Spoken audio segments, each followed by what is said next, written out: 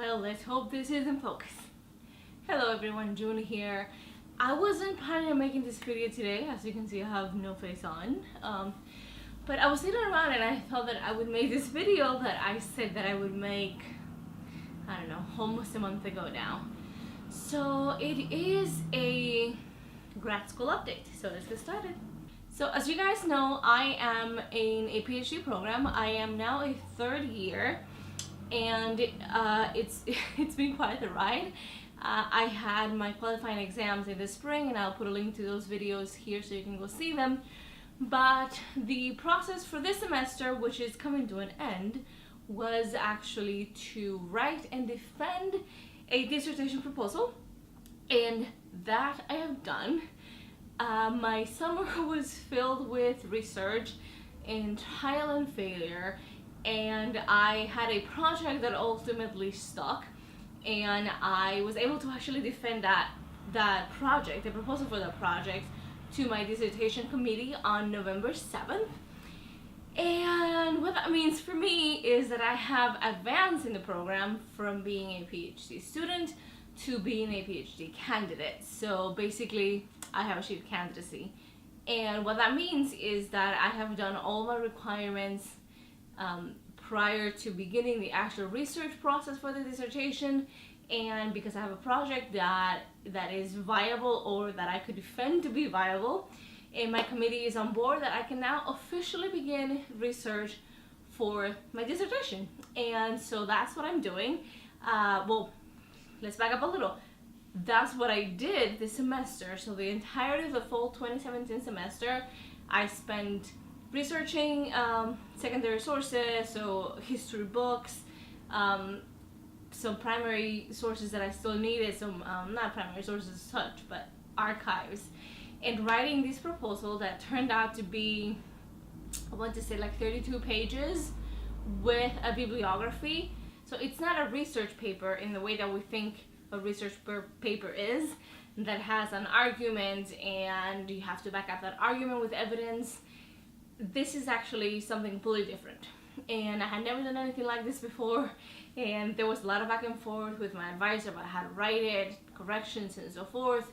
But ultimately what matters is that my defense was successful, and I have advanced, and I have the green light to continue to the actual dissertation aspect of this.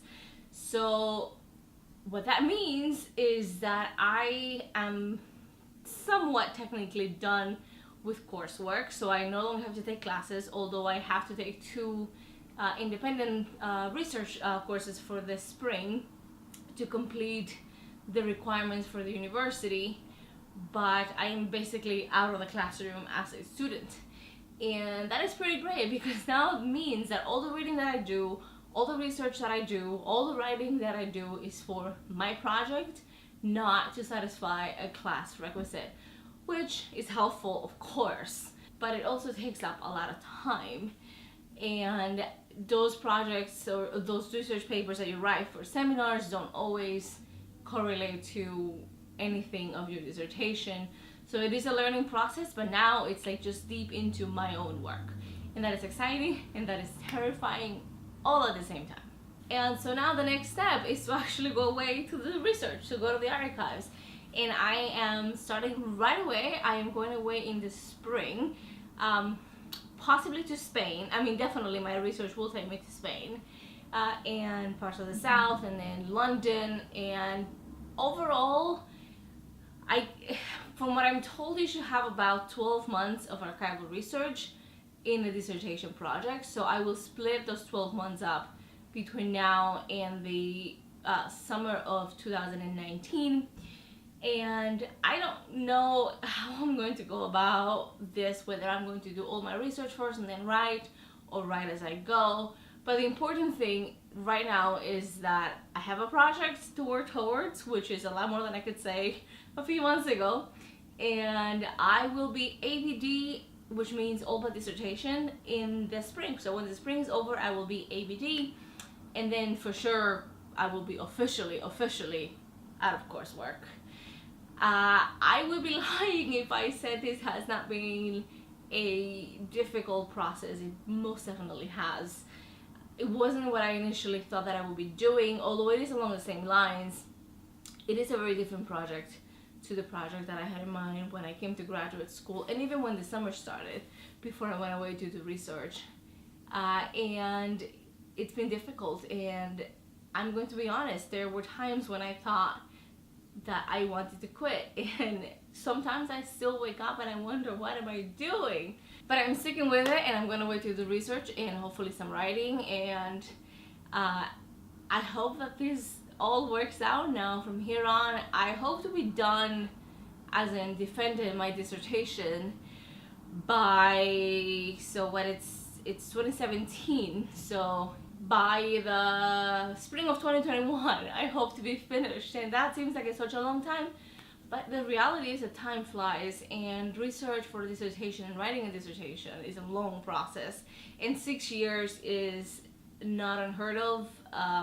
I know some people in my program who are in their 7th year, so 6 years is a bit of wishful thinking, but also I think is a good goal to have. I mean, as you guys know, I'm not terribly young, and I don't want to be doing this until I'm 50, so time is of the essence, but I also don't want to rush it in such a way that I end up with something that is crap, basically. So this is, like I said, just a really short video to tell you about that, because I said that I would. And if you guys actually want to know what goes into a prospectus defense, let me know and I'll make another video about that. Actually, I'll just tell you right now. I had no idea what to expect. I went in not knowing what to expect. So by the time that I got to this defense, my committee members had already read my prospectus, which is my proposal, and my advisor and I had a lot of communication about editing this and making it better. So I knew that going in she was happy, and so it wasn't stressful in the way that you might think if you think that, oh, you might fail, right? I mean, at that point there was really no fear of failure, but it's still stressful. I mean, you have to answer questions, and you have to make some intelligent, intellectually convincing reasons for why you're doing what you're doing, and why you're going about it in the way you're going about it, and how you came to this.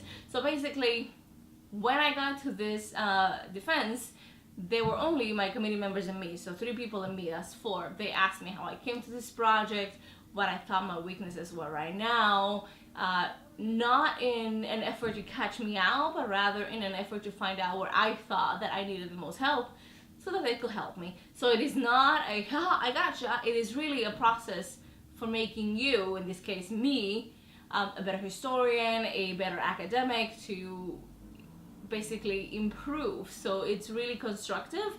It wasn't at all, I wasn't grilled. It wasn't like that at all. So mine actually lasted quite some time. We were in the room for about an hour and a half, but some of my friends say that theirs lasted 30 minutes. So it's really everything about graduate school, except for requirements that are put forth by the university or the department. So much of it depends on your advisor and what their ideas about certain things are, what they think about exams should be, what they think about a prospectus should be, in terms of content, in terms of how you get there. It's really about the advisor, and in many ways you have to learn to navigate that without losing your voice and your vision. So that is all that I have for you today. I hope those of you who have joined me recently, I've gotten quite a few new subscribers since I started doing these sewing videos. Now you know what it is that I do outside of YouTube. YouTube is just a bit of a creative outlet along with sewing, the other things that I do. In my main, real, everyday life, I am a PhD student. Although I guess now I'm a PhD candidate. So yeah, thank you for watching, and thank you for subscribing, and I will see you next time. Bye!